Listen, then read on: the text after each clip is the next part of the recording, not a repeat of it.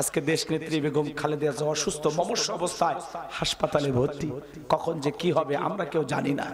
হয়তোবা বড় কোনো দুঃসংবাদ আসতে পারে, আবার বড় কোনো সুসংবাদও আসতে পারে। অনেকে বলতেছেন জনাব তারেক রহমান বিএনপির ভারপ্রাপ্ত চেয়ারম্যান, তিনি লন্ডন থেকে রওনা করেছেন। আগামীকাল অর্থাৎ 3 তারিখে উনি নাকি দেশে আসবেন। আমরা শুনতেছি, আলহামদুলিল্লাহ, আসা দরকার। কারণ এই বিপদের সময় সবচাইতে মায়ের পাশে একটা সন্তানের থাকা দরকার। উনি স্বামী হারিয়েছেন, ছেলে হারিয়েছেন, একটা মাত্র ছেলে জীবিত আছেন। এজন্য জনাব তারেক রহমানের মায়ের এই শেষ সময় তার কাছে থেকে তার সেবা করে তার দোয়া নেওয়া উচিত। কথা বলেন ঠিক কিনা? এদেশের আপসহীন দেশ নেত্রী, আসল দেশপ্রেমিক নেত্রী হলো বেগম খালেদা জিয়া। এখনো অসুস্থ হয়ে আরে হাসপাতালে পড়ে আছেন। সারা দেশের লক্ষ লক্ষ মানুষ তার জন্য দোয়া করতেছে। উনি ওনার জীবন দশায় যতবার প্রধানমন্ত্রী হয়েছেন, দেশ নেত্রী বেগম খালেদা জিয়া কখনো আলেমদেরকে অপমান করেন নাই, কোন আলেমকে তিনি জেলখানায় বন্দী করেন নাই, ইসলামের বিরুদ্ধে কোনো আইন পাস করেনি। কথা বলেন ঠিক কিনা? উনি আলেমদেরকে বড় মহব্বত করতেন, ভালোবাসতেন। 2013 সালে যখন শাপলা চত্বরে নির্বিচারে আলেমদেরকে হত্যা করা হয়েছিল, উনি তখন বজ্রে কণ্ঠে সময়ের সাহসী একজন নেত্রী বেগম খালেদা জিয়া বক্তব্য দিয়ে বলেছেন, কতজন হাফেজকে হত্যা করেছেন, কতজন আলেমকে হত্যা করেছেন, কতজন সেনা সদস্যদেরকে হত্যা করেছেন। আপনারা যা শুরু করেছেন আল্লাহর গজব পড়বে। কি বলেন? আল্লাহর গজব পড়ে নাই? দেশনেত্রী বেগম খালেদা জিয়াকে তার নিজ বাসস্থান ক্যান্টনমেন্টের বাসা থেকে বের করে দিয়েছেন। উনি বলেছেন, জোর করে দরজা ভেঙে আমার ঘরে প্রবেশ করানো হয়েছে। উনি সেই সময় 9-10 মিনিট বক্তব্য দিয়ে জোরে চোখের পানি ছেড়ে দিয়ে কান্না করেছেন আর বলেছেন, আমি কার কাছে বিচার দেব, কার কাছে সাহায্য চাইবো? আমি আমার আল্লাহর কাছে বিচার দিলাম। কি বলেন? আল্লাহ বিচার করে নাই? আপনি করেছেন দেশনেত্রী বেগম খালেদা জিয়াকে ঘর ছাড়া, আর আল্লাহ এমন পরিবেশ তৈরি করেছে আপনাকে করেছে দেশ ছাড়া। কথা বলেন ঠিক কিনা? এজন্য বেশি বাড়তে নাই।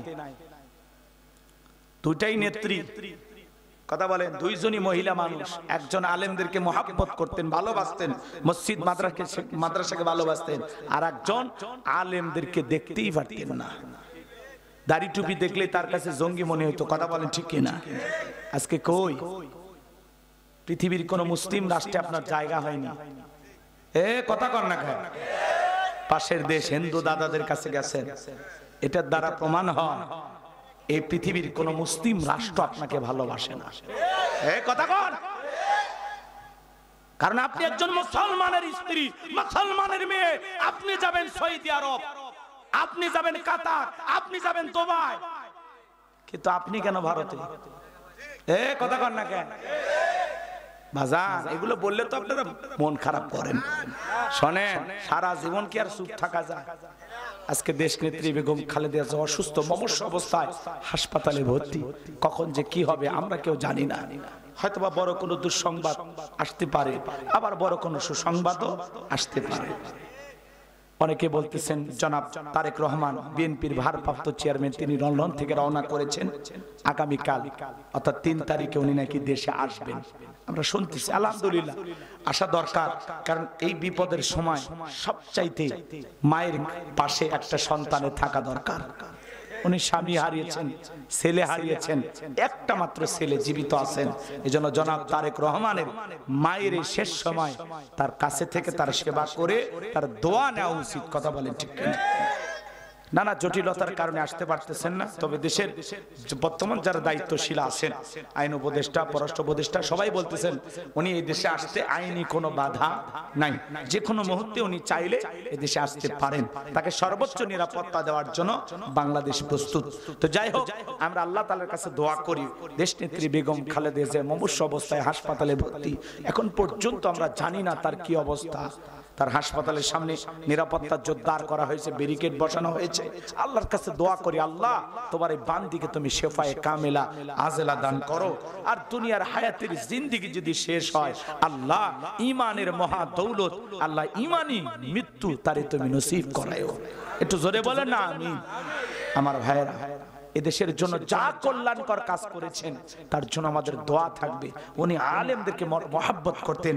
আল্লামা সাইদি হুজুরকে বলতেন, হুজুর আমি শহীদ প্রেসিডেন্ট জিয়াউর রহমানের স্ত্রী, আপনি নিশ্চিত থাকেন আমার সরকার ক্ষমতা থাকা অবস্থায় এদেশে মসজিদ মাদ্রাসার বিরুদ্ধে কোনো ষড়যন্ত্র মেনে নেওয়া হবে না, আলেমদের বিরুদ্ধে কোনো ষড়যন্ত্র মেনে নেওয়া হবে না। শুধু কি তাই, আমি জীবিত থাকা অবস্থায় এই দেশে ইসলাম বিরোধী, কোরআন সুন্নাহ বিরোধী কোন আইন পাশ করা হবে না। আল্লাহু আকবার বলেন। এভাবে নির্ভয়ে তিনি কথা বলতেন। কথা বলেন। উনি যে বলেছিলেন যে আলেমদেরকে হত্যা করেছেন, হাফেজদেরকে হত্যা করেছেন, সোশ্যাল মিডিয়াতে গতকাল থেকে এই ভিডিওটা ভাইরাল হয়ে গেছে যে কতজন সেনা সদস্যকে আপনারা হত্যা করেছেন, কার ইশারা হত্যা করেছেন, কারা ষড়যন্ত্র করেছে, সব আমার জানা আছে। একদিন এগুলো জাতির সামনে উন্মোচন হবে। আজকে সব পরিষ্কার কার ইশারা এগুলো হয়েছে। কথা বলেন ঠিক কি না? কষ্ট পাইতেছেন আমার কথা? আমার ভাইয়েরা, মমতাময়ী প্রধানমন্ত্রী, তিনবারের প্রধানমন্ত্রী, তার জন্য দোয়া করেন। অনেকেই বলতেছেন হয়তোবা বেঁচে নাই, এরকম বলতেছেন, ডাক্তাররা বলতেছেন যে না, গুজব ছড়াবেন না, এখনো তিনি জীবিত আছেন। জীবিত আছেন আলহামদুলিল্লাহ, সুস্থতা চাই, এটা আমাদের চাওয়া। কথা বলেন ঠিক কিনা? আল্লাহ যেন তাকে সুস্থতা দান করেন, শেফায়ে কামেলা আজেলা দান করেন। একটু জোরে বলেন না আমিন। আল্লাহ তোমার বান্দিকে তুমি সুস্থ করে দাও, একটু চিল্লা বলেন আমিন। আল্লাহ দেশ নেত্রী বেগম খালেদা জিয়াকে সুস্থতা দান করো, চিল্লা বলেন আমিন। আমার ভাইয়েরা, দিল থেকে আপনারা দোয়া করবেন। সম্মানিত ভাইয়েরা আমার, আমি যে কথা বলতে চাচ্ছিলাম বাজান, নবী ডেকে বলে বেলাল, ইসলামের অবস্থা কোন ভালো না, কালেমা পড়ে আপাতত প্রকাশ করা যাবে না। বেলাল ডেকে বলে, নবী আমার জীবনের কোনো দাম নাই, আমার মনি বোমাইকে বলেছিলাম উটডুম্বা ছাগল পেশাব পায়খানা করে দেয়, এই ঘরে থাকতে আমার বড় কষ্ট হয়। ওমাই ডেকে বলে, বেলাল উটডুম্বা ছাগলের দাম আমার কাছে আছে, কিন্তু তোর মতো কালো হাফসি বেলালের দাম আমার কাছে নাই। নবী আমার জীবনের কোনো দাম নাই, আপনি শুধু আমাকে দোয়া করে দেন মৃত্যু পর্যন্ত যেন কালিমার পথে দিকে থাকতে পারি। এই কথা বলে হযরতে বেলাল চলে গেলেন। পরের দিন সকালবেলা সূর্য উদয় হয়ে গেছে, অনেকটা বেলা হয়ে গেছে, বেলাল দরজা খোলে না। অন্য চাকর যারা আছে নালিশ নিয়ে চলে গেছে ওমায়ের কাছে, যায় বলে, নেতা এখন পর্যন্ত বেলাল দরজা খোলে নাই, তাই নাকি? বলে হ্যাঁ। ঠিক আছে চলো তো যাই। এইবার দরজায় ডাক দেয়, এই বেলাল দরজা খোল। হযরতে বেলাল দরজা খোলে না, জোরে করে ধাক্কা মারছে, যখন দরজা খুলে গেছে তখন এইবার ওমায়ে তাকায় দেখে যে রাত্রিতে বেলাল কালেমা পড়ে মুসলমান হয়েছে, ওই রাত্রিতে একটা উটদুম্বা ছাগলের কাছে কোনো পেশাব পায়খানা নাই। জোরে কোন মারহাবা। এইবার উমায় ডেকে বলে, চাকরের দল, বেলালের বিরুদ্ধে মিথ্যা অভিযোগ দাও। তোমরা যখন ঘুমাচ্ছিলে বেলাল তখন ময়লা আবর্জনা পরিষ্কার করেছে, তাকায় দেখো না একটা উটদুম্বা ছাগলের কাছে কোনো পেশাব পায়খানা নাই, যাও নিজেদের কাজ করো। এই কথা বলে ওদেরকে তাড়িয়ে দিয়া এক পা দুপা করে বেলালের কাছে চলে গেলেন বাজান। হযরতে বেলাল দেয়ালে পিঠটা লাগায়া জিহ্বা নাড়ায়া জিকির করতেছে কার। এইবার হযরত বেলালকে হালকা করে ধাক্কা মারছে, যখন জবান দিয়ে কালেমার আওয়াজ বের হয়েছে তখন এইবার ওমায় ডেকে বলে, বেলাল রে তোর জবান দিয়ে কি শুনলাম, তুমি কি মুসলমান হয়েছো? হযরতে বেলাল ডেকে বলে, মুসলমান হয় যারা মিথ্যা কথা বলতে পারে না তারা। ওয়াকুলু কওলান সাদীদা। আল্লাহু আকবার। মুসলমানরা হলো সত্যবাদী, মুসলমানরা কখনো মিথ্যাবাদী হতে পারে না। আমাদের সমাজে মিথ্যাবাদী আছে না নাই? ভরা পেটে মিথ্যা, খালি পেটে মিথ্যা, ঘুমানোর আগেও মিথ্যা, ঘুম থেকে উঠে মিথ্যা, এত মিথ্যা কথা বলে বাজান। মিথ্যা বলতে বলতে চেহারাটা বেঁকা হয়ে গেছে, এক পা কবরে চলে গেছে। শয়তান পর্যন্ত বলে আমি এত মিথ্যা কথা বলি না। এই কথা বলে থাকে টাঙ্গাইলে, কয় আমি এখন মধুপুরে।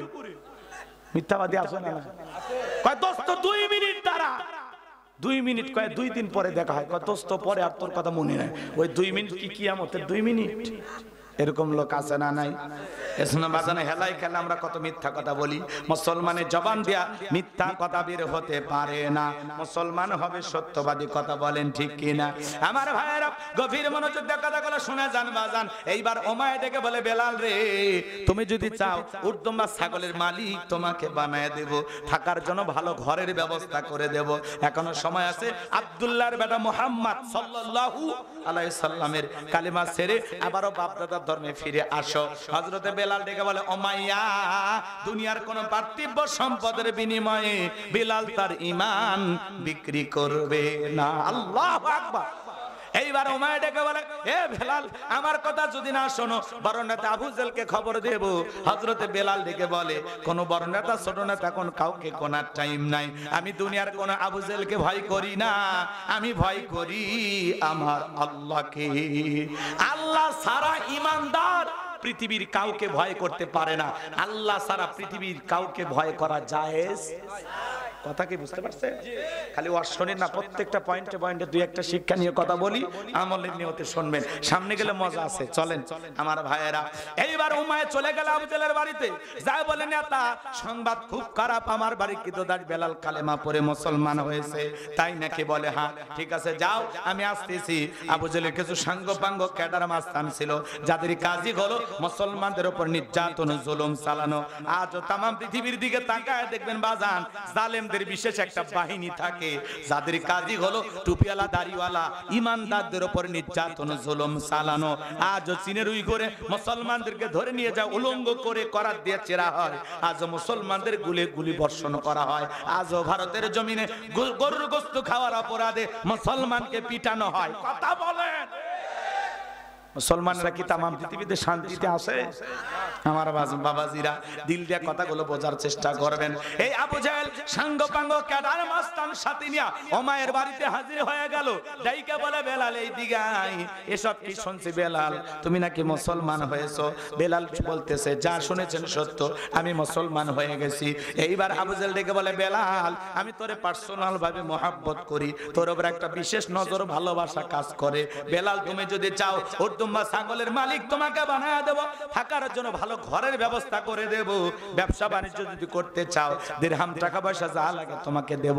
ও বেলাল তুমি চাইতে দেরি, তোমার চাহিদাটা পূরণ করতে দেরি করব না। হযরতে বেলাল ডেকে বলে, এ আবু জেহেল, দুনিয়ার সব সম্পদ যদি আমি বেলালকে দিতে চাও, দুনিয়ার সব সম্পদ ছাড়তে রাজি, নবীজির কালেমা ছাড়তে রাজি নাই। একটু জোরে কর না আল্লাহু আকবার। বেলালের মতো খাঁটি ইমানদার যারা, টাকার কাছে বিক্রি হবে না তারা। কথা বলেন। আর আমাদের সমাজে দেখবেন মুনাফিক মার্কা মুসলমান যারা টাকার কাছে বিক্রি হয়, তারা টাকা পাইলে বাতিলের পাঁচটা গোলাম হয়। টাকা সেই দিকে, ফতুয়া সেই দিকে, টাকার জোরে ফতুয়া ঘোরে ঘোরে ঘোরে। হ্যাঁ, দুনিয়ার একটু সুবিধা পাওয়ার জন্য কত আলেম বাতিলের পাঁচটা গোলাম হয়, মাথা নত করে আপনি জান্নাতি টিকিট কম। হুজুর আছে না? এ ভাই, আপনারা কি মন খারাপ করতেছেন? কোন আলেম দুনিয়ার স্বার্থের কাছে বিক্রি হতে? বেলালের উত্তরসূরি যারা, এরা কখনো বাতিলের পা চাটতে পারে? কিন্তু বলেন চাটে না? কিছু টুপিওয়ালা দাড়িওয়ালা সুবিধাবাদ জিন্দাবাদ। আলহামদুলিল্লাহ, বাংলাদেশের 8টি ইসলামী দল ঐক্যবদ্ধ হয়েছে। তারা বলতেছেন আগামীতে ইসলামের বাক্স হবে একটি। আল্লাহু আকবার বলেন। তারা চাচ্ছেন আল্লাহর জমিন আল্লাহ দিন প্রতিষ্ঠিত হোক, আল্লাহ কবুল করেন। আর এর বিরোধিতা যারা করবে, এর বাহিরে যারা ষড়যন্ত্র করবে, বুঝে নেবেন ওরা হলো টাটকা মুনাফিক। কথা বলেন। আমরা আল্লাহর এই জমিন আল্লাহর দিন প্রতিষ্ঠিত হোক চাই না? বলেন তো, এই কোরআন দিয়ে সমাজ রাষ্ট্র চলুক আমরা চাই না? এটা চাওয়া থাকা লাগবে, কবে হবে না হবে সেটা পরে কার হিসাব। কিন্তু আমরা চাই জমিন যার, আইন চলবে সে আল্লাহ। আল্লাহর পাঠানো সংবিধান দিয়ে আমরা চলতে চাই। কথা বলেন। সামনে যা দুই একটা কথা বলবো, যদি সুযোগ হয়। মন খারাপ করতেছেন আমার ভাইরা, গভীর মনোযোগ দিয়ে শোনেন। এইবার আবু জেহেল ডেকে বলে, বেলাল সোজা আঙ্গুলে ঘিউ না উঠলে আঙ্গুলে একটু বাঁকা করা লাগবে। এই কথা বলে যুবকদের লেলিয়ে দিলে, চাবুক দিয়ে পিটাও। হযরত বেলালকে চাবুক দিয়ে পিটানো শুরু করা হলো। এরা যত জোরে চাবুক মারে, বেলাল তত জোরে কালেমা পড়ে। চাবুক দিয়ে পিটাইতে পিটাইতে কালো চামড়া গুলো ফেটে রক্ত জোড়া শুরু হয়ে গেল। আবু জেহেল ডেকে বলে, বেলাল চাবুক দিয়ে পিটাইলা, এ বেলাল পিটতে পিটতে রক্ত ঝরতেছে রে বেলাল, তবু কি নবী মুহাম্মাদের কালেমা ছাড়বি না? হযরত বেলাল ডেকে বলে, আবু জেহেল রে, মারতে মারতে যদি মেরেও ফেলে দাও, জীবনটা দিতে রাজি, নবীজির কালেমা ছাড়তে রাজি নাই। আল্লাহু আকবার। এইবার আবু জেহেল ডেকে বলে, হে যুবকের দল, বেলালের পায়ে রশি লাগাও, উঠের পায়ের সঙ্গে বাঁধো, আর মরুভূমির উত্তপ্ত গরম বালিতে শেষরায় শেষরিনা ঘোরা বল। তাই করা হলো বাজান, হযরতে বেলালের পায়ের রশি লাগাইয়া উটের পায়ের সঙ্গে বাইদা আরবের উত্তপ্ত গরম বালিতে ছেঁচড়ানে ঘোরা হলো। আরবের বালিগুলো এত গরম, সাল দিলে মুড়ি হয়ে যায়, এত উত্তপ্ত ফুটান্ত গরম বালি। শুধু কি তাই বাজান, বাবলা গাছের কাঁটাগুলো জিহ্বার ভিতরে পেরেকের মতো মারা গুলো। ইসলামের প্রথম মুয়াজ্জিন বেলাল, কতটা নির্যাতন জুলুম চলতেছে তার উপরে বাজান। এইবার বিকেল বেলা বুঝেল নিয়ে আসে, বলে বেলাল রে, চাবুক দিয়ে পিটাইলাম, পায়ে রশি লাগাইয়া নিয়ে ঘুরলাম। এ বেলাল, এত নির্যাতন জুলুম তোর উপরে করা হলো, তবু কি নবী মুহাম্মদ সাল্লাল্লাহু আলাইহি সাল্লামের কালেমা ছাড়বি না? হযরতে বেলাল দেখে বলে, বুঝলে রে, মারতে মারতে যদি মেরেও ফেলে দাও, বেলাল নিঃশ্বাস থাকবে যতদিন, বেলাল ইসলামের পথে টিকে থাকবে ততদিন। আরেকটু জোরে বলেন না আল্লাহু আকবার। এইবার আবু জেহেল ডেকে বলে, যুবকের দল, বড় একটা পাথর নিয়ে এসে বেলালের বুকের উপরে চাপায়া দাও। বিশাল বড় একটা পাথর নিয়ে এসে বেলালের বুকের উপরে চাপায়া দেওয়া হলো। আবু জেহেল মনে করলো পাথরে চাপার আঘাতে বেলাল মারা যাবে। এই কথা ভেবে কাফেররা চলে গেল, হাত বাঁধা পা বাঁধা, বুকের উপরে বিশাল বড় একটা পাথর, রক্তাক্ত জিহ্বা নিয়ে, তবুও বেলাল জিকির করতেছে।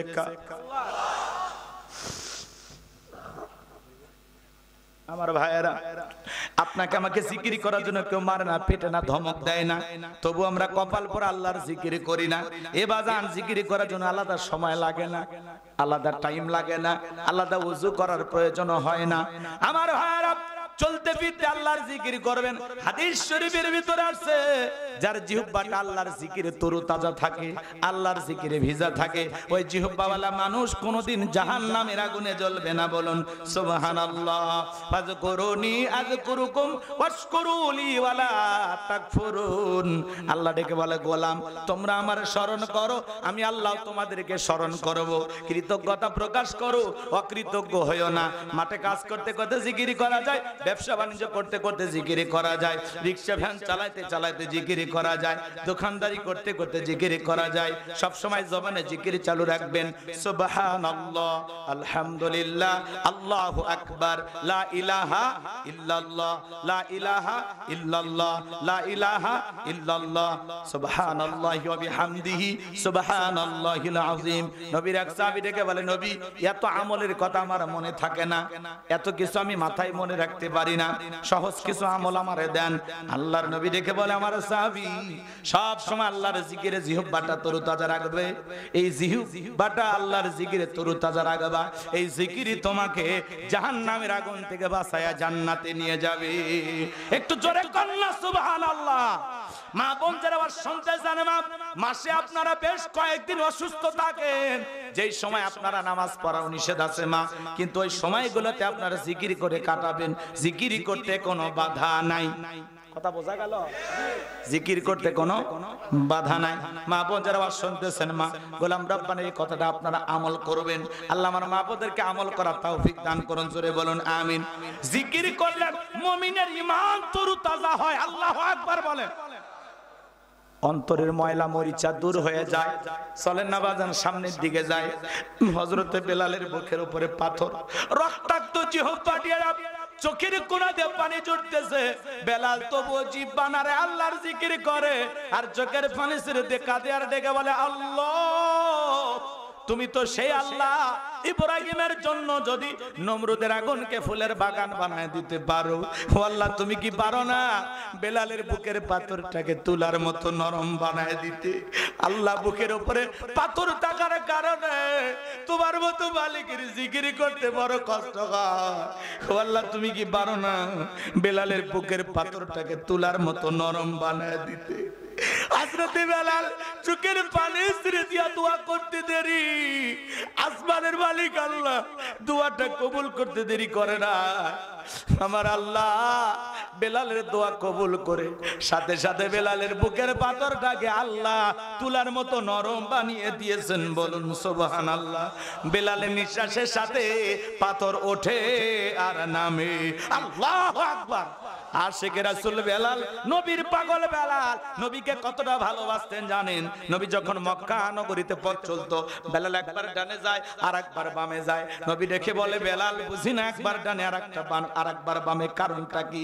হযরতে বেলাল ডেকে বলে, নবী আপনি কালেমার দাওয়াত দেন, ইসলামের প্রচার প্রসারের কোন কাফেররা হলো আপনার শত্রু, আপনাকে টার্গেট করে যদি দূর থেকে তীর নিক্ষেপ করে গো নবী, ওই তীরটা যেন সর্বপ্রথম আমি বেলালের বুকের ভিতরে ঢোকে।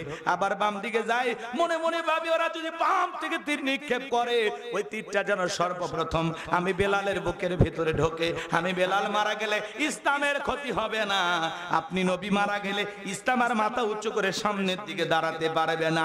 নিজের জীবনের বিনিময়ে নবীকে আগলায় রাখতেন বেলাল। বলুন আল্লাহু আকবার। আর একটু জোরে বলেন আল্লাহু আকবার। সেই বেলালের উপর নির্যাতন জুলুমের কথা বিশ্ব নবীর কান পর্যন্ত যখন পৌঁছে গেল, নবী তখন আবু বকর কেটে গেল, আবু বকর বেলালের কষ্টের কথা আমার সহ্য হয় না, যাও যাও তুমি আমার বেলার জন্য একটা কিছু করো। হযরত আবু বকর সিদ্দিক রাদিয়াল্লাহু তাআলা আনহু কয়েক গুণ দাম বেশি দিয়া গোলামীর জীবন থেকে হযরত বেলালকে আজাদ করলেন, মুক্ত করলেন। বলুন আল্লাহু আকবার। এই যখন ইসলামের অবস্থা, সন্তান হারানোর ব্যথা, কাফেরদের সমালোচনা আর সাহাবায়ে কেরামদের উপর নির্যাতন জুলুম, এইজন্য নবীজির মনটা খারাপ। নবীর যখন মন খারাপ, নবীকে সান্ত্বনা দেওয়ার দায়িত্ব কার? আমার আল্লাহ ডেকে বলে, জিবরাইল আমার বন্ধুর মা নাই, বাবা নাই, আমি সারা আমার বন্ধুর কেউ নাই রে জিবরাইল। আমার বন্ধুর মনটা হয়েছে ভারী, আমি আল্লাহ সইতে নাহি পারি। লাহু মাহফুজ থেকে সূরা কাউসার নিয়ে যায় আমার বন্ধুর উপরে নাজিল কর তাড়াতাড়ি। আল্লাহু আকবার। আমার নবী ডেকে বলে, আনাস আমার মনটা কেন খারাপ তোমরা জানো, কিন্তু আমার মুস্কি হাসি দেওয়ার কারণ হলো এই মাত্র আসমান থেকে জিবরাইল এসে আমার উপরে সূরা কাউসার নাজিল করলো। নবী তখন সাহাবায়ে কেরামদের সামনে মুস্কি মুস্কি হাসলেন আর সূরা কাউসারটা তিলাওয়াত করে শুনিয়ে দিলেন। সবাই একটু জবান ছেড়ে আরেকবার আমার সঙ্গে পড়ুন, ইন্না আ'তাইনাকাল কাউসার ফাসাল্লি লিরাব্বিকা ওয়ানহার ইন্না শানিয়াকা হুয়াল আবতার। আল্লাহু আকবার। আল্লাহ রাব্বুল আলামিন বলেন, ইন্না আ'তাইনাকাল কাউসার, অবশ্যই আমি আল্লাহ পাক আপনাকে হাউজে কাউসার দান করেছি। এই পৃথিবীর অন্য কোন নবী রাসূলকে আল্লাহ তাআলা হাউজে কাউসার দান করেন নাই। আপনার আমার নবীকে আল্লাহ স্পেশাল ভাবে ভালোবাসা হাউজে কাউসার গিফট করেছেন। বলুন সুবহানাল্লাহ। ইন্না আ'তাইনাকাল কাউসার, নিশ্চয় আমি আল্লাহ পাক আপনাকে হাউজে কাউসার দান করেছি। এই হাউজে কাউসারের পানি দুধের মতো সাদা, মধুর চাইতে মিষ্টি, পানির মতো ক্লিয়ার। ওই কঠিন কিয়ামতের ময়দানে যেদিন বিচার দিবস কায়েম হয়ে যাবে বাজান, ওই বিচার দিবসের একদিন হবে 50,000 বছরের সমান। যেদিন সূর্য সোহাত মাথার উপরে চলে আসবে, মানুষের মাথার মগজগুলো টকবক করে গলবে, যেদিন জমিন হয়ে যাবে তামার জমিন, এই পৃথিবীর পাহাড় পর্বত নদী নালা খাল বিল বিল্ডিং অবরোধ কোনো কিছু থাকবে না। কুল্লু মান আলাইহা ফান, পৃথিবীর সব কিছু ধ্বংস হয়ে যাবে। মাঝে মাঝে ভূমিকম্প নাড়া যায়। এ বাজান কি বুঝতেছেন?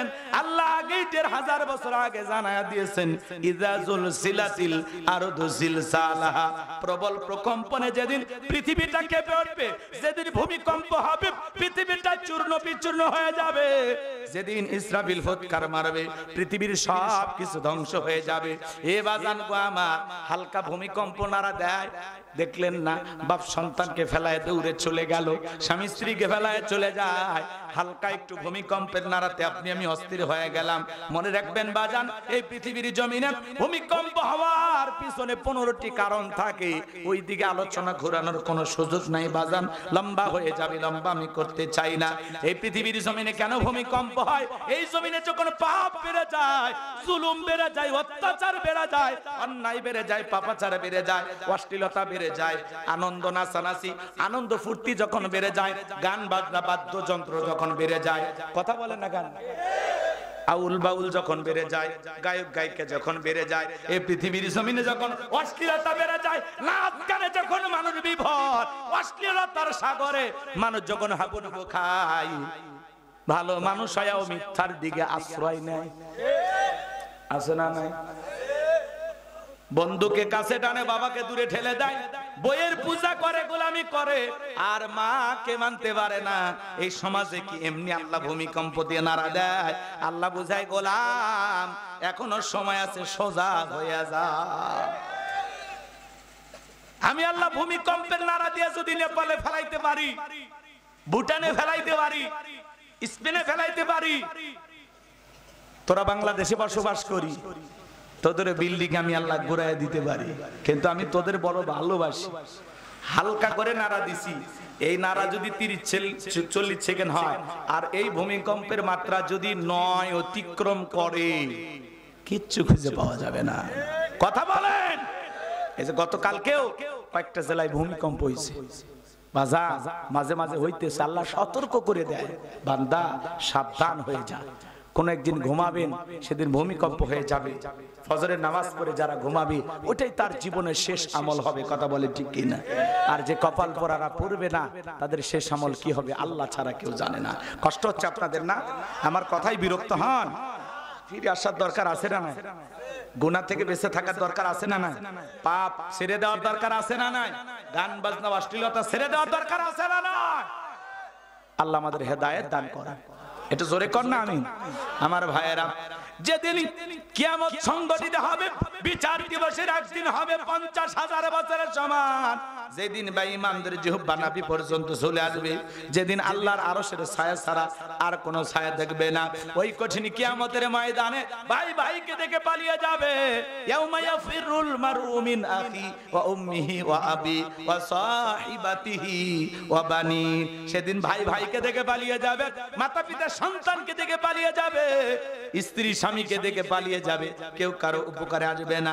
ওই দিন আল্লাহর আরশের ছায়া ছাড়া আর কোনো ছায়া থাকবে না।